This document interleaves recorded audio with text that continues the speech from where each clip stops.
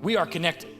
We are hyper connected. We are too connected. But the overwhelming majority of those connections are inadequate in their depth, in their value, and in the difference that they make in our lives. The first one is the pairing of hunger and thirst. All right, so what you see up here is we've got this idea, hunger and thirst as it's defined in Jesus' day. Right? And so in Jesus' day, the idea of being hungry and thirsty would have been as regular of a thought for them as you and I having leftovers in our refrigerators is a thought for us. Right? Food was hard to come by in Jesus' day and age, especially if you had like this massively oppressive Roman government just taxing you or taking stuff from you. And so the people that Jesus would have encountered would have been used to the idea of hunger pains, would have been used to the idea of not knowing where their next meal was going to come from. And so one of the hard parts about when we read scriptures like this is trying to understand like what does that look like for our day, right? Because most of us in our day-to-day life probably don't know someone who is hungry to the level that we're seeing in the scriptures described here.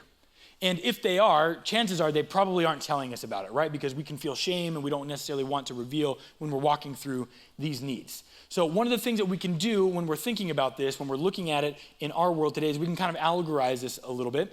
And so what we're going to do for this is we're going to look at it in Jesus' day, and then we're going to kind of cross this bridge of interpretation into our time, right? And then we're going to look at what Jesus might be saying for you and for me this morning as a result. So when we do cross that bridge of interpretation into our moment, I think there are two things that come to mind in this notion of hunger and thirst, right? The idea is that we are to be people who are including, right? One way that you can serve folks in your life is you can serve by giving an invitation to them. You can serve by making sure that the folks in your orbit, your sphere of influence, aren't people who have to live their lives in an incredibly lonely state. When I was prepping for this, I was thinking about the letter that Surgeon General posted last year in 2024, talking about how loneliness is an epidemic, right? And the idea there that people are not people that we run with are not necessarily hunger and thirsting for physical things, though that might be true, but many of us hunger and thirst for connection. Right? The idea of being invited and a part of something. He gives some stats in that letter that are up here. 30 to 44-year-olds, 29% of people in that age range say that they were frequently or always lonely. When you look at 18 to 29, 24%, 45 to 64, 20%, age 65 and above, 10%. You know, I think when I think about those stats, what I find, a couple of different things interesting. No real big major gender differences, political differences. This is kind of something that loneliness affects all of us pretty equally. That we all go through these deep bouts of pain. And what I think is fascinating, but is not surprising, is like, as somebody who is constantly on social media and loves that world, that the idea that we are more connected than we've ever been before, but we are more lonely as a result of that, right? Like this comparison trap robs our joy. This is especially tough, we see in the research, for like teenage girls who probably bear the brunt of this worse than any other subgroup in any other population age range.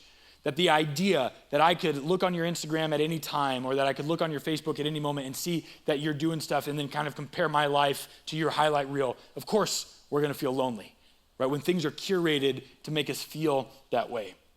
And what the Surgeon General defines loneliness is, they say it's a subjective, distressing experience that results from perceived isolation or, what I think matters here, inadequate, meaningful connections. We are connected. We are hyper connected. We are too connected. But the overwhelming majority of those connections are inadequate in their depth, in their value, and in the difference that they make in our lives. You see, what Jesus is talking about in this moment is when you feed someone, when you give them something to drink, it requires something of you, right? It requires your time. It requires your intentionality, right? None of us like to sit and eat a meal in complete silence unless the food is that delicious, right?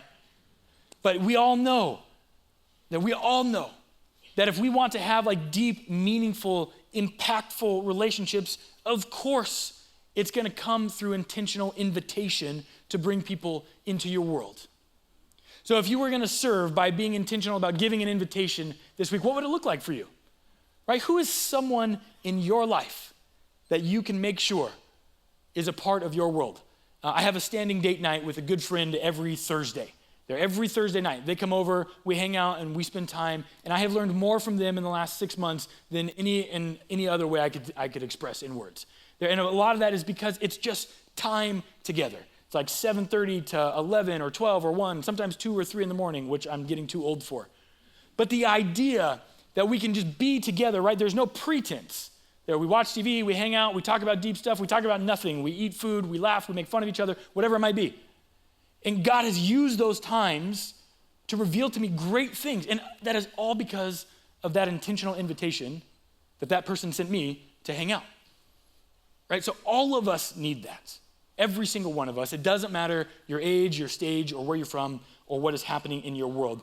The way that you can serve the hungry people in your life is to make sure that they are included and that they are a part of what is going on in your world.